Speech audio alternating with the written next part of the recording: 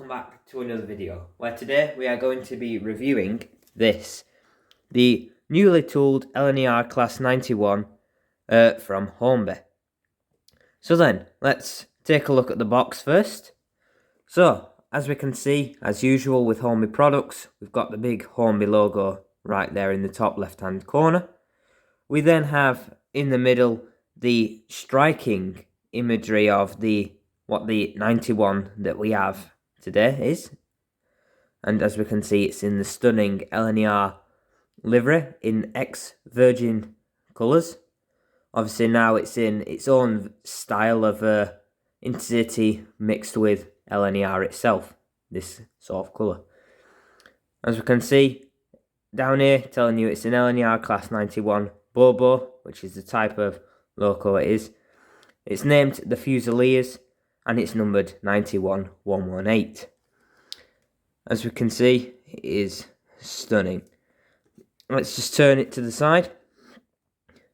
And if it focuses, yet again it tells you all the usual stuff. So the R number, as you can see, is R3891. Telling you all this that we saw on the front, name, Fusilier, what type of class this is. Minimum radius of 438mm, and this is DCC ready. So if you do get this and you are a DCC person, be warned that you need to get a chip first. So, as on the back as usual, you've got a bit of the history with the 91. It was the top dog running along with the HST along the East Coast Main Line for so many years, even up to now, with only running limited services to and from Leeds to London and back. If you want to read more, please feel free to pause the video now and read that. Right then, let's get the locomotive out of the box. So then, there is the locomotive out of the box. And as we can already see, it does look stunning. And a way better representation of the Class 91, as in real life, than the really older version from I believe about the 80s. Right then, if we take a look at the front first. I'll just get it to focus, there we go. So, what we've got here, we've got bits of orange detailing here. I'm not quite sure what this is for, but it is nicely represented in an orange colour, rather than it just being moulded and painted all black. We have got the sprung buffers, as you can clearly see here.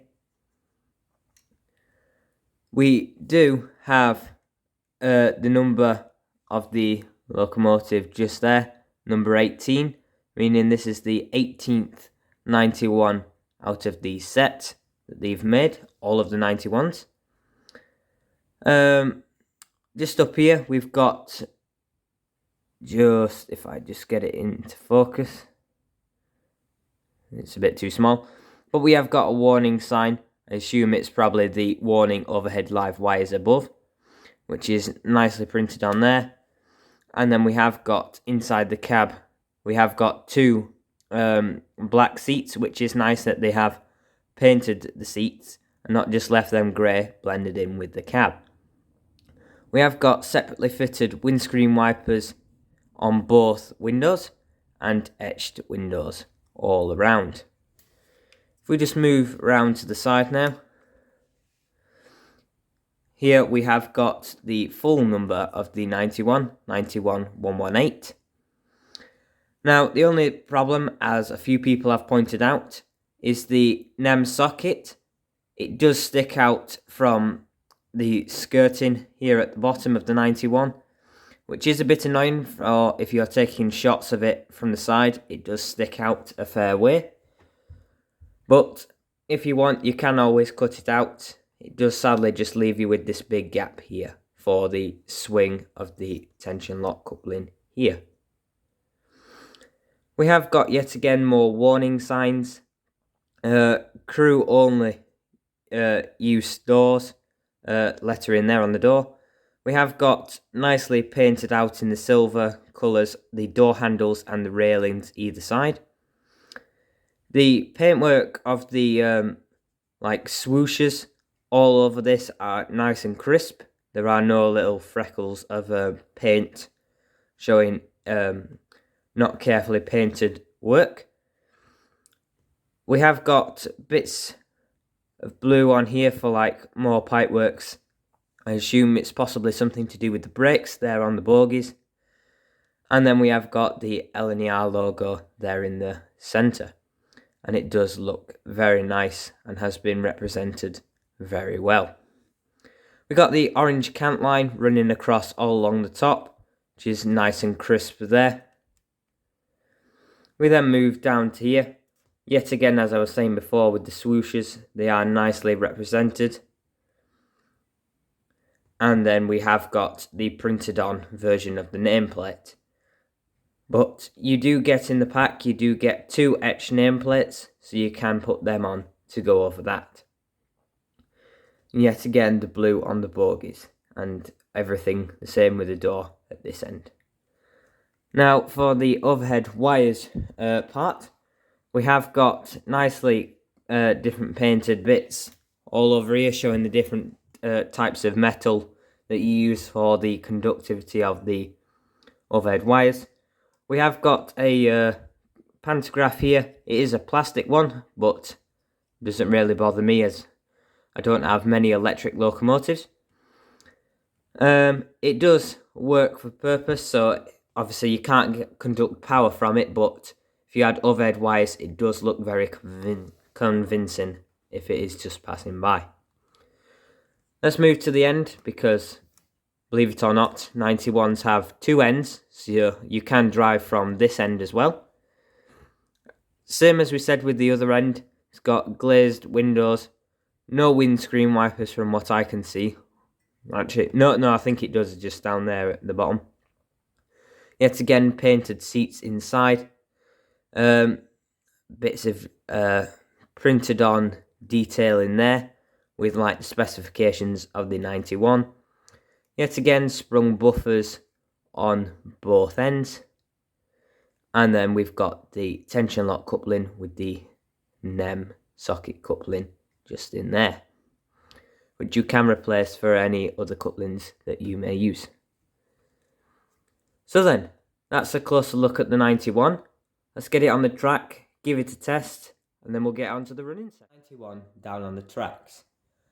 So we're now going to give it the slow speed test using speed steps 28 and speed steps 1 to 8 to see the difference in what the slow speed performance is on the 2 different ranges.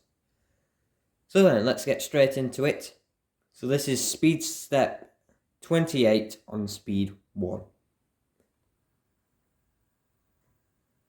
And as you can see, that was a very nice smooth start there. However, it does seem a bit too fast to be a slow speed running. The speed 1 on speed step 28. Just put it up to speed 2. As you can see, it has a nice acceleration into the different speeds there. So there is no jerking in the motion there. As you can see, just down there we have got directional lights, and that happens on both ends. Let me just bring it back to the centre, and then we'll change over to speed step 1 to 8. Right, now I'm on speed step 1 to 8. Let's give it another test on speed 1. As you can see, that is a noticeably slower speed than speed step 28, but it's not really much slower. Well, I suppose these things are more built for speed than they are for going slow. Hence the name Intercity 225. 225 kilometers per hour, which roughly translates to 125 miles per hour.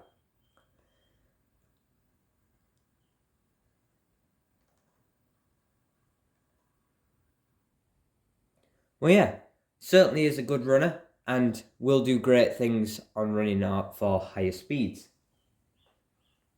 Right then, all that's left now is to have a bit of a running session with it.